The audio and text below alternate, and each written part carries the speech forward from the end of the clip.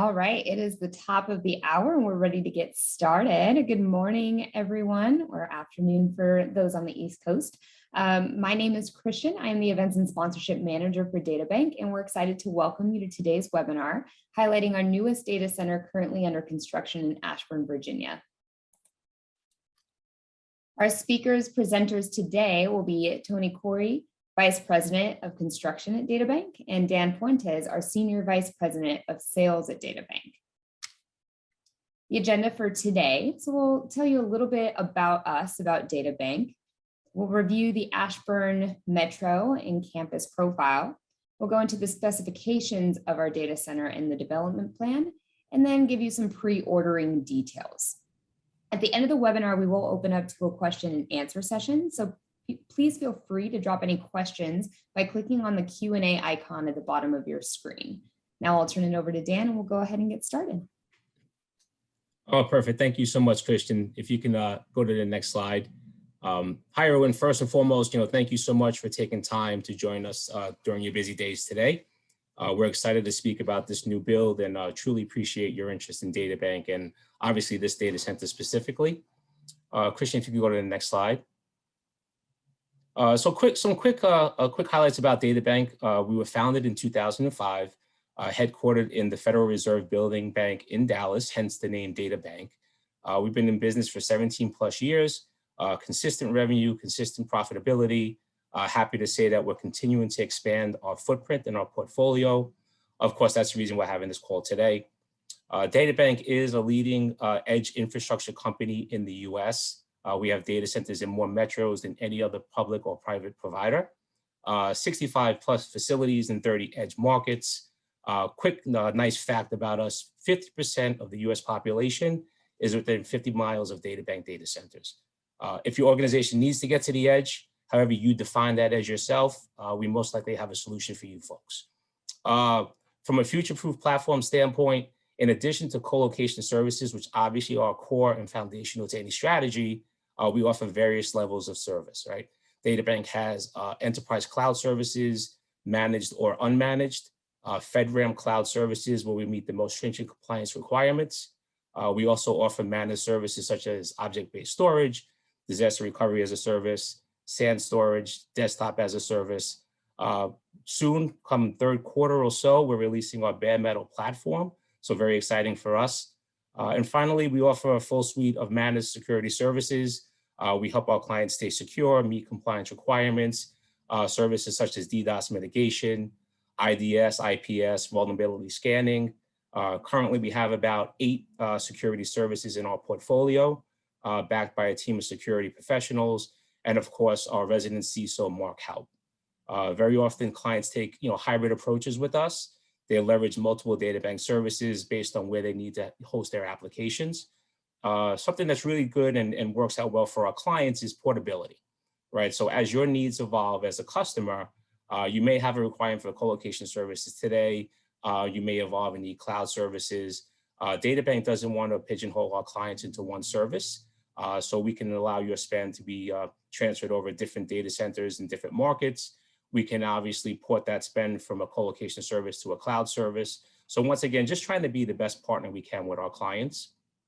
We have over 3,000 customers, ranging from Fortune 500 enterprise clients, hyperscale clients, content companies, all the way down to startup companies, right? We value each and every client the same, whether they have 1, 100, or 1,000 cabinets. They trust us with their lifeline of their organization. And we truly value that responsibility and obviously do all we can to ensure our clients' continued success. If you take a look at our NPS scores, that speaks volumes for how much we care about our clients and always striving to make sure that we take care of you folks. From an investment standpoint, we are well capitalized, as you can expect. We have blue chip investors such as DigitalBridge, Nuveen, TIAA, Allstate, CBRE, Caldion. These are organizations that are in it for the long run. They're long-term funds and investment organizations not looking to make a quick profit and dump the investment. DataBank's recent growth obviously shows the support that we have. In December of 2020, DataBank purchased the zColo assets from Zayo, 45 data centers and cloud services. In the first quarter of this year, we purchased 4 data centers from CyrusOne in Houston. And then we have multiple expansions and multiple new builds: Ashburn, Orangeburg, New York, Denver, Irvine, Salt Lake City, Vegas, just to name a few. Our investors have an inherent knowledge of what we do, right? DigitalBridge is a public company traded on the New York Stock Exchange, and they're investing in across what we call the digital ecosystem. It's the only global scale infrastructure firm investing in over 5 key verticals. They invest in data centers, they invest in cell towers, fiber networks, small cell networks, and edge infrastructure, so modular data centers. DigitalBridge has more than 25 years of experience, 45 billion in digital assets under management, 23 digital portfolio companies, and more than 100 digital infrastructure professionals. Quite simply put, we believe they're enabling the next generation of mobile and internet connectivity. Our investors are committed in us, we're committed in our clients, and we continue to grow our portfolio of services. Christian, if you could go to the next slide, please. So here's a quick map depicting the 30 markets that we're in our 65 plus data centers. Our facilities range everywhere from tier 3 suburban data centers, obviously with no single point of failure. Also have tier 3 data centers that sit on the edge of metro areas. And then lastly, we have 21 major interconnection sites, or what some of you folks may know as carrier hotels, in 14 metros, right? So we have dedicated space, dedicated infrastructure in these carrier hotels where we're delivering co-location services to our clients. We're a carrier neutral provider. We have over 30,000 interconnections today. We also provide various power densities for our clients. We can cool up to 34 kW per cabinet in standard cooled environments. We can cool between 50 to 100 kW per cabinet in water cooled builds.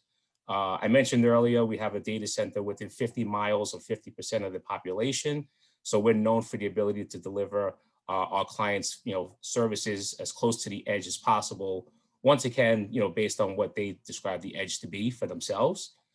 We do take it a step further. We can provide edge presence services. Basically, we deliver a module data centers basically anywhere a client requires, whether that be under a cell tower or whether that be in a parking lot outside their building. We can provide co-location and interconnection services virtually anywhere a client needs us to provide those services. Christian, if you want to go to the next slide, that'd be great. I'm sure most of you are familiar with Ashburn. If not, some interesting facts. It's known as the data center capital of the world, or data center alley. You can throw a rock and likely hit a major cloud provider or co-location provider or network provider. 70% of the internet's traffic is estimated to flow through the market each and every day. Significant corporate, government, educational presence in the market. And because of the local government, the zoning, the tax incentives, it's really appealing to providers.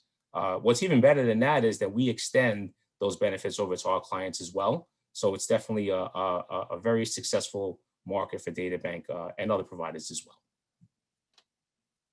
Next slide, Christian, if you can. All right, so we are developing 11 acres of land, as you can see by this picture to the left. We do have one existing data center in Ashburn.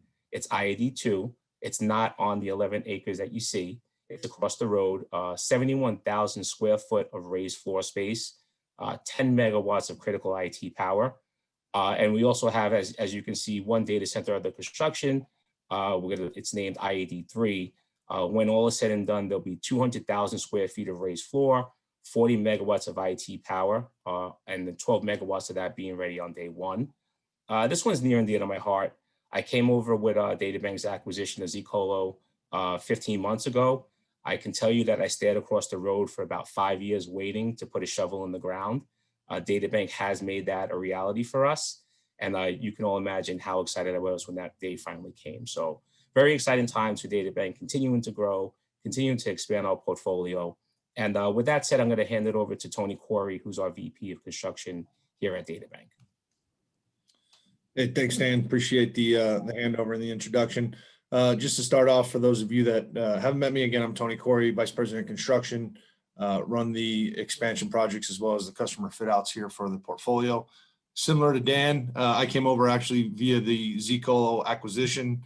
So this job, I kind of hold Tight to the hip here. As Dan said, it was about 5 years in the making of start, stop. And then DataBank was able to kind of make this a reality for us as we started to trim about 11 acres worth of trees and expand into a facility that's going to be about 289,000 square feet here. Christian, if you can start with or move to the next slide, please. Just a high level summary. I know Dan touched on it a little bit. The building in its entirety, as I mentioned, is about 290,000 square feet, going about 200,000 square feet of white space. It's going to be comprised of 10 separate data halls on 2 floors. So 5 data halls per floor. Initial build out that we're doing today. So by end of year, we're going to have 3 data halls comprised of 12 megawatts commissioned up to level 5. And the reason we're bringing 12 megawatt in is Dominion's power delivery.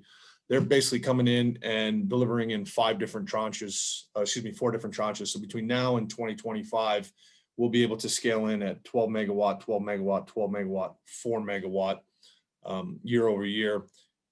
Trying to work to see, obviously, if we can expedite that in any form or fashion. Obviously, as Dan mentioned, every single colocation and hyperscale player is in market.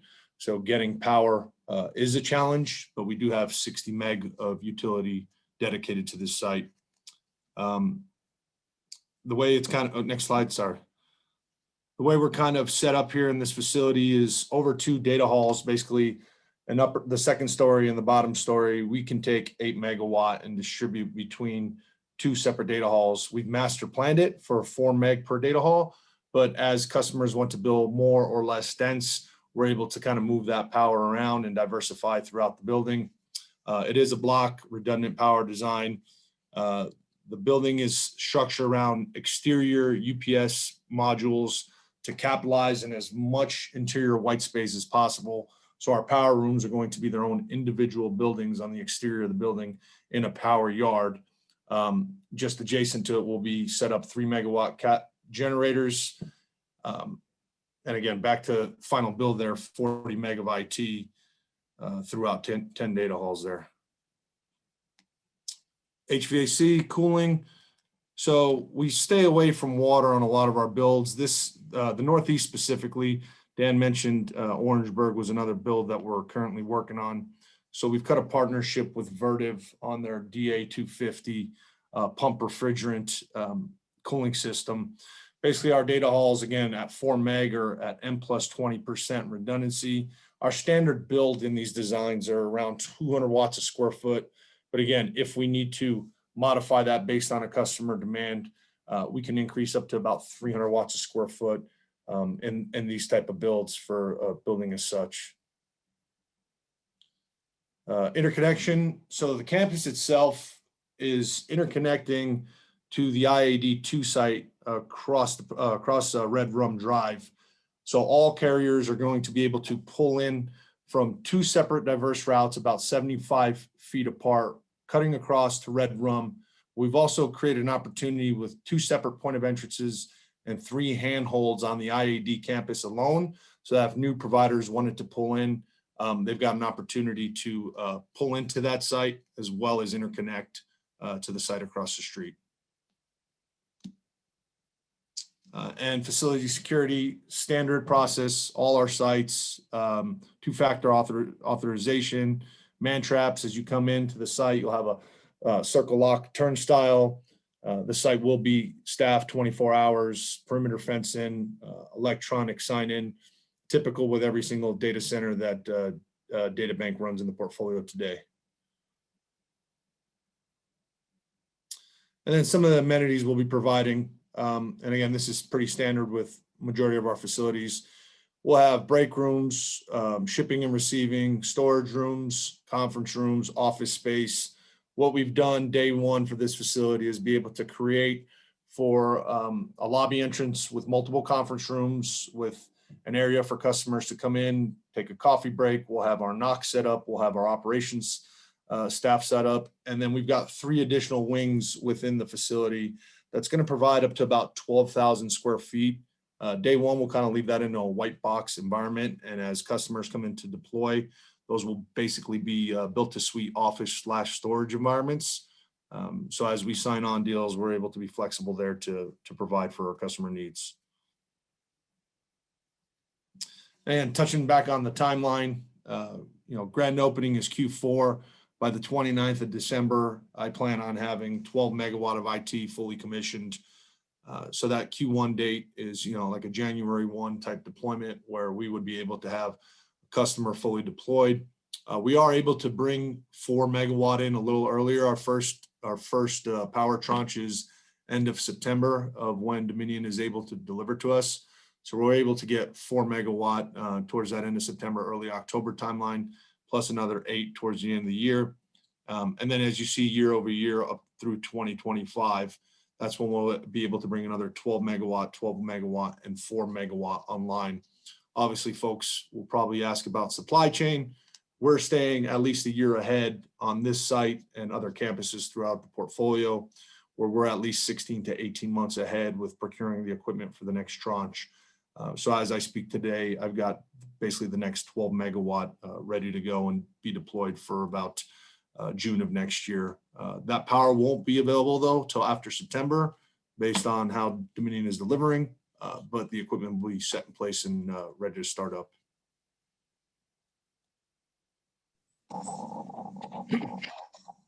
So real quick, we understand the facility is not ready yet. We want to give you a quick understanding of how you can contact us if you're interested. So Christian, if you can go to the next slide, that would be wonderful. So any pre-conversations before construction is done, post-conversations after construction is done, contact your DataBank sales team, your account executive or your account manager or your solution engineer. If you're not quite sure who that is, or if you don't have one yet, contact me. You'll see my email address and my cell phone number up there as well. I'll definitely point you in the right direction. As we have conversations, all the standard kind of information we'd probably ask you up front is, what's your estimated power draw? How much square footage would you need? How secure do you want us to build the cage? Is it a standard cage? Is it DoD spec? And also just from a contracting standpoint, when do you need the environment ready? What term are you looking at? How can we ramp you into the space to make it most economically friendly as possible? And then just staying abreast of the construction. You can see the URL over here that's kind of showing some site pictures. Also on top of that, of course, we're going to update our website for you folks to take a look at. And lastly, once again, just contact your DataBank sales team and we'll jump all over it and kind of give you an update as to where we stand with the build. Christian, I'll turn it over to you. Great. Thank you so much, Dan and Tony. We are going to move into a question and answer session. So if you have any questions, please feel free to click on the Q&A button at the bottom of your screen and we can answer those for you. While we're waiting for a few questions to come in, I just wanted to give you some contact information. So if you do have any questions, Dan gave you some contact information as well. You can contact webinars@databank.com for more information or a personal follow-up. We'll give it a few minutes for any questions or answers to come through.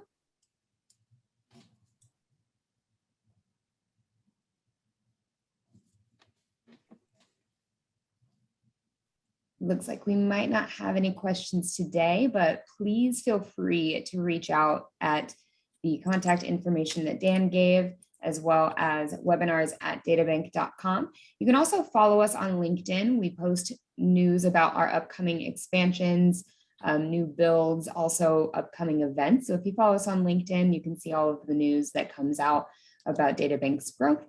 And again, thank you so much for Tony and Dan for presenting today. And I hope everyone has a wonderful Monday, great rest of your week.